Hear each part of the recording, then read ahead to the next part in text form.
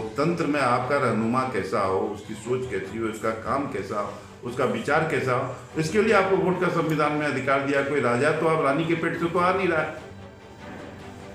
तो जैसा आप पेड़ लगाइएगा वैसा फल खाइएगा। तो ये सारी स्थिति है। जनप्रतिनिधियों से सवाल पूछा जाना चाहिए। लोग बोले थे हम लोग तेजस्वी जी को मुख्यमंत्री बना रहे हैं, तो भाई तेजस्वी जी कहाँ आ रहे हैं आपकी समस्या सुनने के लिए? समस्या तो आपका जनप्रतिनिधि सुनेगा, और उनको यहाँ से मतलब है नहीं। शायद उनको ये एहसास हो गया कि दोबारा हमको चुनाव नहीं लड़ना है या क्षेत्र में नहीं आना है, तो हो सकता है इसलिए भी वो इत्मीनान हो गए हो। तो ये सारे हालात हैं।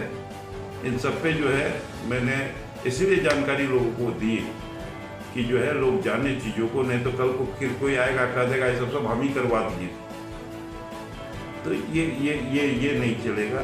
इसीलिए समय पे लोगों को याद रहे इन सब चीज़ों की। आज जो स्थितियाँ हैं मैं आपको बता देता हूँ कि ब्रिटिश पीरियड में, ब्रिटिश गवर्नमेंट में जो व्यवहार इंडियन भारतीय नागरिक के साथ पुलिस करती थी, आज क्या उससे अच्छा व्यवहार है? एक शरीफ आदमी को आप थाना जाने बोल दीजिए तो गाली गलौज और जिस भाषा का इस्तेमाल पुलिस कर रही है ज्यादातर थानों में, ये तो अंग्रेजों के पुलिस ने भी शायद भारतीयों के साथ ऐसा व्यवहार नहीं किया होगा। जो भाषा शरीफ आदमी है जाने के लिए, और हर थाने में दलाल चिन्हित है। ज्यादातर थाने ऐसे हैं जिसमें हर एरिया का दलाल चिन्हित है। अगर आप किसी केस के लिए चले भी गए किसी मामला को लेके, तो सीधे कहा जाता है कि जाके फलानवा से मिल लीजिए, यानी उस दलाल के द्वारा हमारे यहाँ आइए।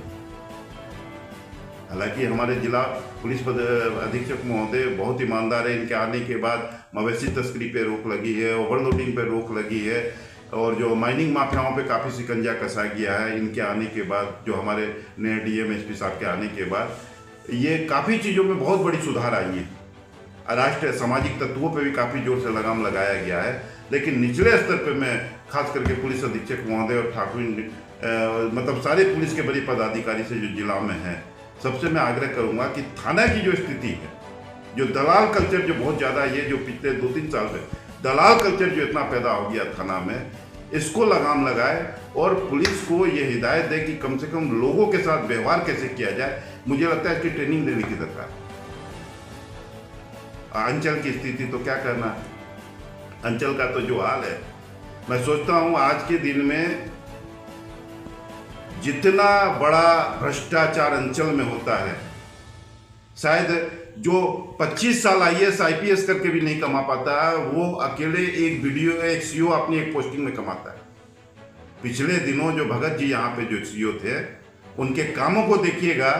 मतलब फुआ की जमीन को पारिवारिक व्यवस्था के तहत जो है भतीजों के नाम पे जो है मोटेशन कर दिया, और उसमें 50 लाख रुपया का रेवेन्यू का लॉस हुआ।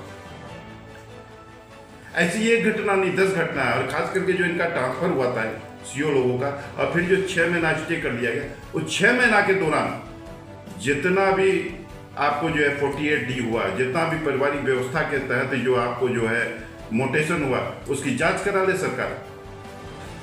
लाखों लाख में खेल हुआ है। और जो गरीबों का जेन्युइन मोटेशन है, साल भर से पेंडिंग है।